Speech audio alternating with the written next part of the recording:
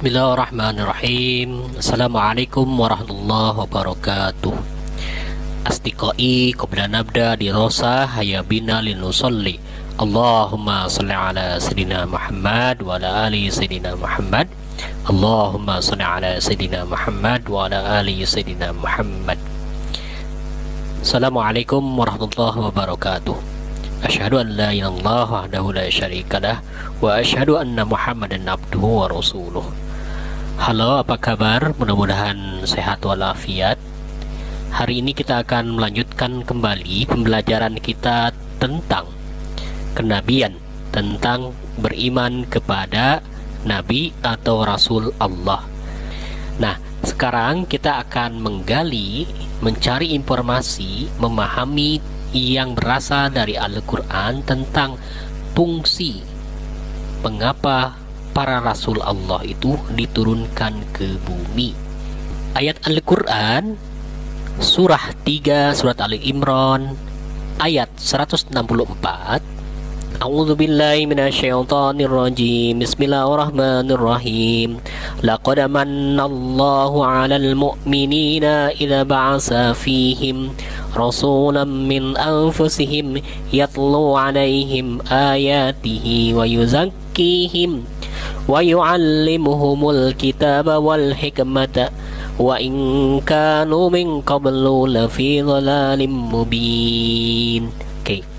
Kita perhatikan ke ayat ini, yatlu alaihim ayatihi.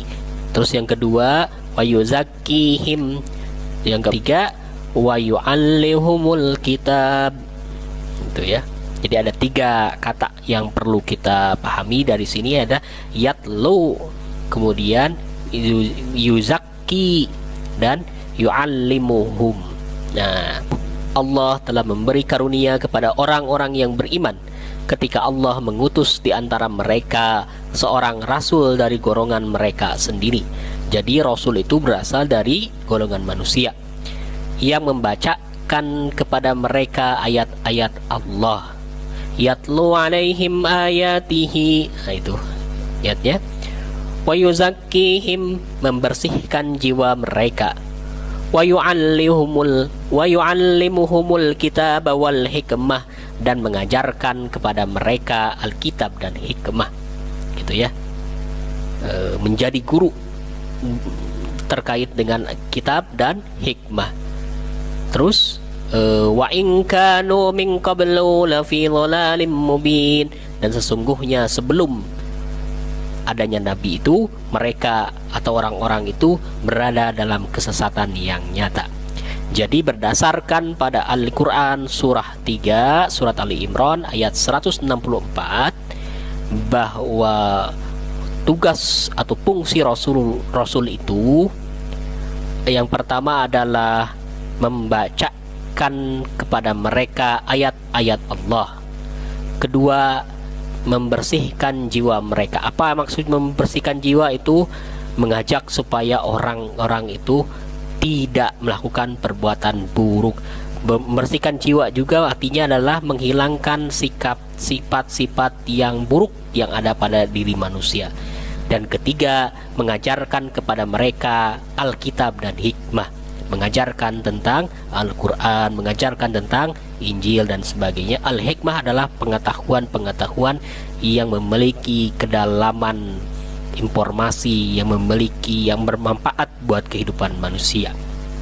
Quran surah 33 ayat 45. Surat Al-Ahzab ayat 45. A'udzu billahi minasyaitonir rajim. Ya ayyuhan nabiyyu inna arsalnaka syahidan wa mubasysyiran wa nadhira. Hai nabi, ya ayyuhan nabi, wahai nabi, inna arsalnaka, sesungguhnya kami Allah Ta'ala mengutusmu syahidan, untuk menjadi saksi, wa mubasysyiran, dan pembawa kabar gembira, wa nadiron, dan pemberi peringatan. Oke. Saksi artinya dia menyaksikan kehidupan kita, melihat apa yang dilakukan manusia, termasuk menyaksikan perilaku baik dan buruk. Oke.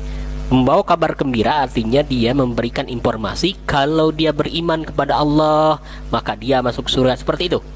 Pada hal-hal yang membawa dia pada kebaikan. Peringatan artinya, pemberi peringatan artinya mencegah supaya orang-orang itu tidak melakukan perbuatan-perbuatan yang tidak terpuji. Perbuatan-perbuatan jelek itu harus disingkirkan, harus tidak dilakukan. Nah, itulah disebut dengan peringatan. Kalau kamu melakukan perbuatan membentak orang tua misalkan, nanti kamu kena dosa, nanti kamu akan dilaknat, misalkan begitu. Surah 6 ayat 48. A'udzu billahi minasyaitonir rajim. Wa ma nursilul mursalina illa mubasysyirin wa mundirin. Faman amana wa aslaha fala khauf 'alaihim wa la hum yahzanun. Wa ma nursilul mursalina illa mubasysyirin wa mundirin. Faman amana wa aslaha fala khaufun 'alaihim wa la hum yahzanun. Dan tidaklah kami mengutus para rasul itu melainkan untuk memberi kabar gembira dan memberi peringatan. Barang siapa yang beriman dan mengadakan perbaikan atau melakukan perbuatan-perbuatan baik, maka tidak perlu ada kekhawatiran terhadap mereka dan tidak pula mereka bersedih hati. Oke. Di surah 6 ayat 48 ini kita ketahui bahwa rasul itu diutus untuk memberi kabar gembira dan memberi peringatan. Istilahnya yaitu mubasysyirina wa mundzirin. Innama tundiru manittaba'a dzikra wasyiyar rahman bil ghaib. Innama tundiru manittaba'a dzikra wasyiyar rahman bil ghaib. Fabasyirhu bimaghfiratin wa ajrin karim. Surah 36 ayat 11. Sesungguhnya kamu hanya memberi peringatan kepada orang-orang yang mau mengikuti peringatan dan yang takut kepada Tuhan yang Maha Pemurah walaupun dia tidak melihatnya. Maka berilah mereka kabar gembira dengan ampunan dan pahala yang mulia. Oke, jadi tetap ada dua fungsi dari Rasul itu, yaitu memberi peringatan dan memberi kabar gembira.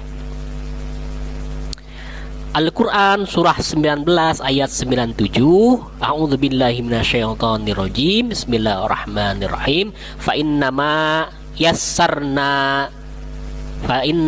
yassarnahu bilisanika litubasysyira bihil muttaqina wa tundira bihi qauman ludda. Maka sesungguhnya telah kami mudahkan Al-Quran itu dengan bahasamu, agar kamu dapat memberi kabar gembira dengan Al-Quran itu kepada orang-orang yang bertakwa.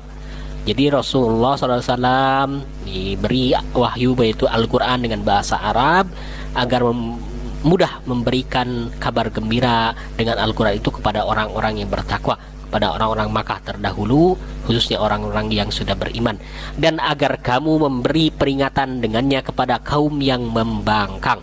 Nah, peringatan itu watundir itu dikhususkan kepada mereka yang membangkang, yang menolak, atau orang-orang yang tidak mau taat kepada Rasulullah SAW. Di antara sifat-sifat atau karakter dari Rasul yang umumnya yang terdapat dalam Al-Quran itu, Rasul itu disebut sebagai orang yang penyabar atau orang sabar. Kemudian juga disebut sebagai orang yang pengasih dan penyayang. Kemudian juga Nabi atau Rasul itu disebut sebagai orang yang pemaaf, khususnya Rasulullah SAW. Jadi ada 3 karakter dalam hal ini, 3 sifat yang sifatnya umum, yaitu sabar, pengasih atau penyayang, dan pemaaf.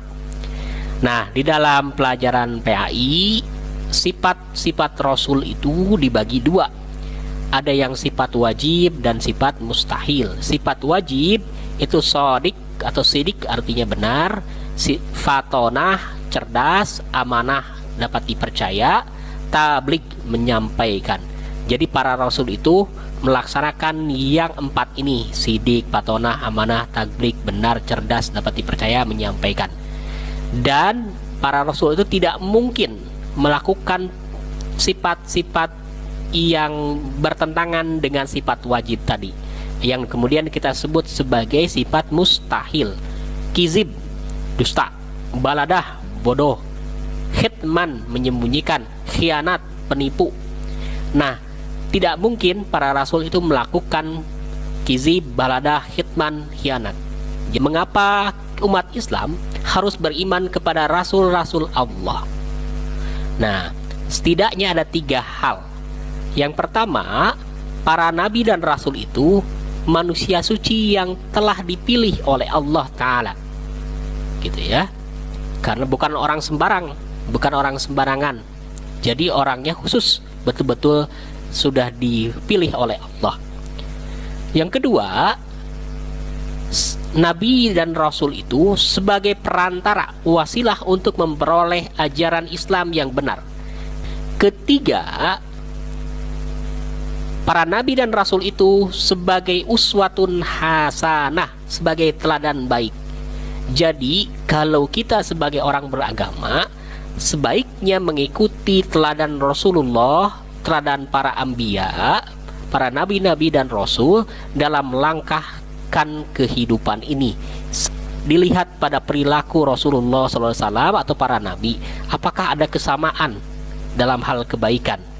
Nah, kalau udah ada kesamaan, berarti kita sudah mengikuti jalur atau jalan para nabi. Perilaku yang mencerminkan beriman kepada Rasul. Dalam bekerja dan mencari penghasilan harus karena ibadah kepada Allah, ya. Jadi dalam bekerja, mencari penghasilan, atau dalam belajar, sebetulnya kita harus betul-betul lillahi ta'ala, meskipun nanti kita akan dapat nilai dari belajar itu. Berjuang menegakkan amar ma'ruf dan nahi mungkar secara istiqomah. Menegakkan itu menjalankan kebenaran. Menjalankan kebenaran. Nahi mungkar itu artinya dia mencegah dari perbuatan-perbuatan yang tidak terpuji. Tapi secara istiqomah. Istiqomah itu artinya konsisten. Tidak berubah-ubah, terus aja dia jalankan. Mengikuti dan mengembangkan sifat-sifat wajib dan menghindari sifat-sifat mustahil bagi Rasul dalam perilaku sehari-hari. Yang sifat wajib tadi yang sidik, patonah, amanah, dan tablik itu. Yang kitman, kemudian baladah, itu kizib, itu tidak boleh kita lakukan. Aqulu qouli hadza wa astaghfirullah li wa lakum. Asdiqai ba'da nu'akhir adirasah hayya bina linusolli. Allahumma sholli ala Muhammad wa ala ali Muhammad. Allahumma sholli ala Sayyidina Muhammad wa ala ali Sayyidina Muhammad. Assalamualaikum warahmatullahi wabarakatuh.